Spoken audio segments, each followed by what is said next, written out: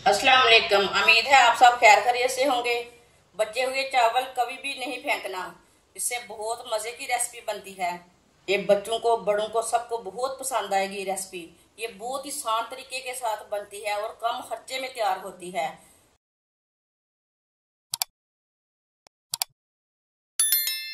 एक प्याली मैंने बचे हुए चावल लिए ने, आप देख सकते हैं। ये मैंने फ्रेश वाले चावल नहीं लिए, देखें। दो मैंने छोटे छोटे प्याज लिए ने, प्याज डालेंगे।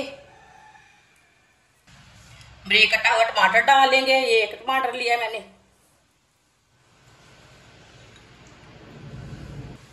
चार सब्ज मिर्च बारीक कटी हुई।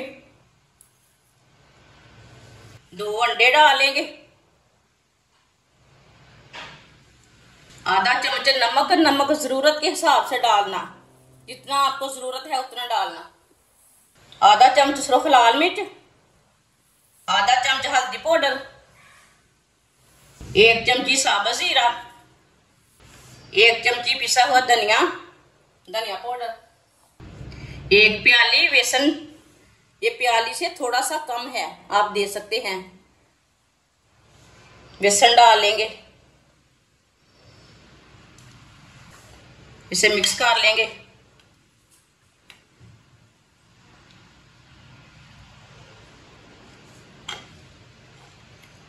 इसे पहले अच्छी तरह मिक्स कर लेना, बाद में हमें पानी की जरूरत पड़ती है तो हम पानी डाल लेंगे।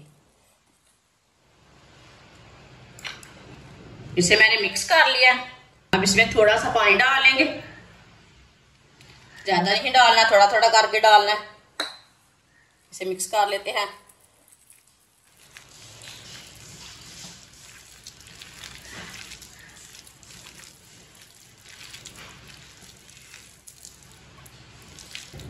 अच्छी तरह मैंने मिक्स कर लिया है। इसे इतना ही गाढ़ा रखना है, इसे बिल्कुल भी नरम नहीं करना, आप दे सकते हैं।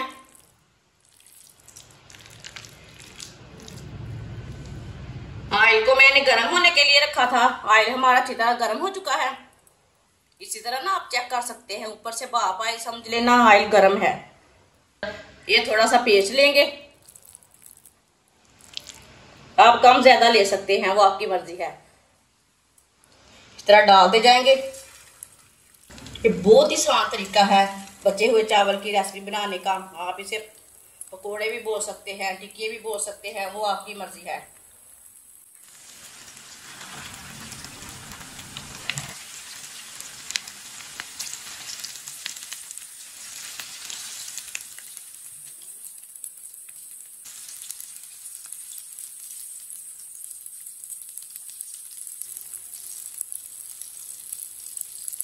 इसे 2 मिनट के लिए पकने देते हैं। 2 मिनट से पहले नहीं उल्टाना, 2 मिनट के बाद में ही उल्टाना इसे। इसी तरह थोड़ा थोड़ा ऑयल लेके ना ऊपर डाल लेते हैं। जिसने हमारे चैनल को सब्सक्राइब नहीं किया वो हमारे चैनल को जरूर सब्सक्राइब कर लें। मैं बहुत ही कम चीज़ों से, कम मसालों से बहुत ही मज़े की रेसिपी बनाती हूँ। 2 मिनट हो चुके हैं, अब इसे उल्टा लेंगे। माशाल्लाह देखिए ये वाली साइड से कितने अच्छे बने हैं।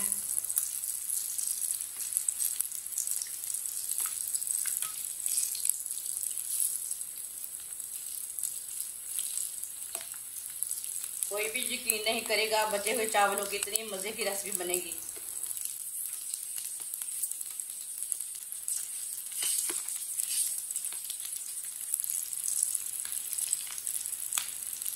ये वाली साइड से भी 2 मिनट तक पकने देंगे। बाद में जिधर से कच्चा लगा उधर से उठा के पका सकते हैं। दोनों साइडों से इसे ब्राउन करना है, मीडियम आंच पर, फुल आंच पे नहीं करना, नहीं तो अंदर से कच्चे रह जाएंगे। आप देख सकते हैं दूसरी साइड से भी हमारे पकौड़े ब्राउन हो चुके हैं।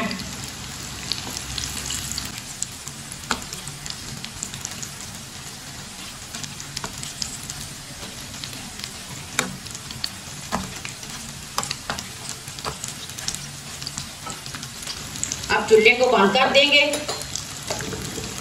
इसे बाहर निकाल लेते हैं। माशाल्लाह देखिए कितने ही अच्छे बने हैं।